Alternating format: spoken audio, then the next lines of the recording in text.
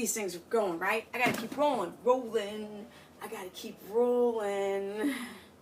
Okay, so I've just done a few videos. I'm yakking my mouth off as usual, and I'm going to do another video. So I kind of did a leader into it. I was talking about net carbs versus your total carbs, and I was like, on whole foods, no problem. On packaged foods, it gets a little funky out there. If you're doing like a Quest bar, for example, and you want to count the net carbs from a Quest bar, I'd say no, or from the coconut butter, no.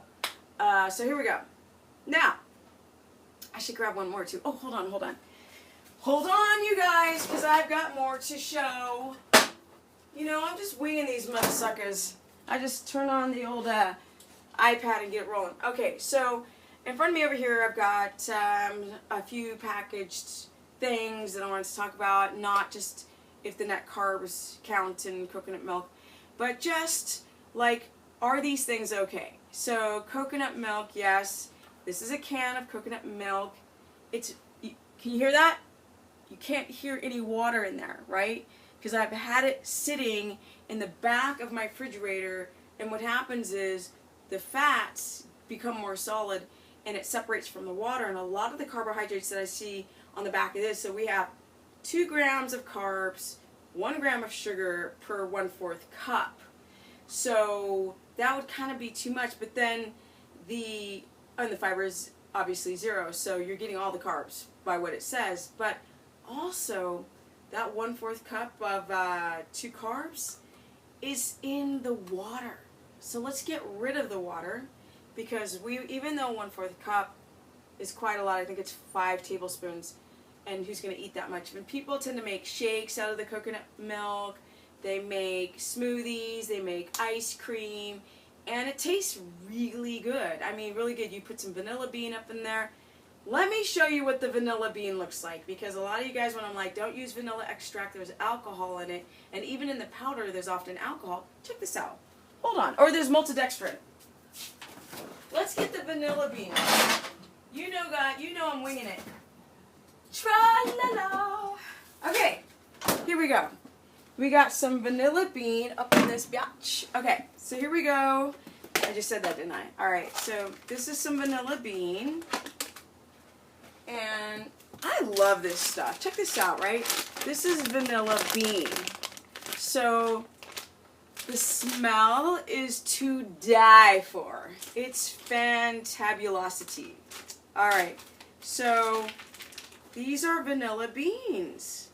Check the mother suckers for those who've never seen it. And what you would actually do is you take a knife and split it down the middle and open it up, because it's like a tube. And then you would take a knife and you would scrape off the insides, like into a tea, or if you're making ice cream, or if you're making a shake, or if you're making a keto-friendly muffin. This is how you would do it the Whole Foods ways. These things they're so freaking delicious. They're amazing, big, sweaty, freaking elephant balls.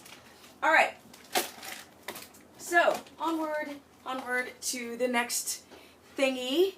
Here we go. So, yes, I don't do a lot of cooking right now because I'm so head wrapped around the science. That's what's up, right? A lot of you guys, and it really is indicative of all the questions that I get. Everything's food porn driven, but people kind of calm that down, because if you go to my Facebook, which is Stephanie, the business with quotations person, you will notice that I like to talk about the science of keto and educate you guys, because that's what it's about. Because who needs to struggle on trying this very underground, unconventional way to be on the non-freaking BS lifestyle? Okay, so with that said, yes, I do make carb replacements and I've made a bunch of amazing food. I do need to update a lot of my recipes. Things are evolving. I will be soon having somebody follow me around and film me, so you guys can see a day in the life of Stephanie, because people keep asking me that question and I'm really tired of doing selfie videos, to be honest. But, and you guys are traveling next month. I will be doing a whole vlogging trip on how to travel on keto and keep the business. That's what's up, right? How to stay nice and just awesome, just pure awesomeness, hormones balance, no PMS, no estrogen dominance, guys, no low T, thyroid balance check, gallbladder check, all those things check. Okay, as you know, I love to just kind of be all over the place. But the next thing I want to talk about is the old flax. Now, Flax Meal, this is grinded down flax seeds. You can make a lot of keto-friendly foods out of it, such as muffins and everything that's a bready substance. Some people like to use it because it's very high in fiber, and the net fiber, especially on the seeds, like the seeds just come right out of your butt. But with that said, if I look at the fiber, so we have, actually this is because it's been broken down, it's got 5 grams of carbs per serving, which is 2 tablespoons, that's a lot.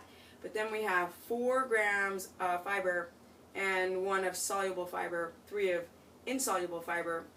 Now I've tested this stuff. You know, this stuff makes people go to the bathroom, some of y'all who are constipated. So I do believe that you can also count the net carbs in flax meal or flour. But the real subject is, the things that people worry about is the phytates, or not the phytates, the estrogenogenic effect. Phytoestrogen is what I meant to say. Hello? Gosh, there's too much information up in here. The phytoestrogens in flax. Now, I've been reading about it, and some say that it has an estrogenogenic effect, can dock on your receptor sites for estrogen and do some weirdness and make you estrogen dominant. So far, I have not seen the proof, nor have I seen any kind of estrogen response in some women who have, like, clear example, fibroids. Women who are very estrogen dominant, or some women who have PCOS, you would see such a quick, such an obvious reflection in the estrogen based on food, pesticides, plastics, these types of things that really truly have a xenoestrogen effect. I haven't seen one with the flax, so that's your personal choice. I use it, and it doesn't seem, my body seems to keep improving. I'm upwards towards 48 very soon, almost 50, and I don't seem to have, as you can see, I don't have a estrogen reaction, because you can see that there's not a lot of fat here, and women who carry a lot of weight from here to here tend to have a very estrogen body. So with that said, it's to the personal decision to use the flax meal. But if you want to use coconut flour, which I have, where is it? Where's my coconut flour? Oh, you guys see how prepared I am. And I'm just banging away at stuff. Where is it? Where is it? Oh, I can't reach it. That's what happens when you're a shorty. Oh, okay, here we go. And I should get my chia seeds out here. Okay, these are great. This is great. This is a great kind of like winging it video, because my brain is just going, oh yeah, oh yeah. So here's a coconut flour, right? We've got the nice and refined coconut flour. Now this does have, and I count the total carbs in coconut flour because it's been obliterated into a powder. So we've got 9 carbs per 6 of fiber per 2 tablespoons. So be very careful with this stuff. I tend to mix a lot of things to create a bready-like batter, like the flax, or a lot of butter in my recipes. Okay, let's talk about the old, but there's no estrogen effect concern with coconut flour to make carb substitutes. Now we've got the old chia seeds, right? These are great, you know, they're like high in fat. We've got 0.5 saturated fat, which of course, because it's a plant source. We've got 4 grams of polyunsaturated fat, kind of high. People are like, can I eat nuts? I'm like, no. high in omega-6, phytic acid issues, mold, whatever. They're like, what about seeds? I'm like, still high in poly. And if you're having issues with being very acidic or your diet's been too high in poly anyway, get rid of it. Now, and it's 0.5 of mono, which is the lowest. Now, keto bodies need a lot of mono, then a lot of saturates, and then very small polys in the fatty acid profile balance. These don't have enough. Like 0.5 of saturated fat, really? That's not enough to keto adapt. I'm sorry. Not my favorite anymore. I thought they were great because I thought they were a great bulking agent. So if you were to like eat, you know, a meal and sprinkle it on your salad, you could have this kind of sense of fullness.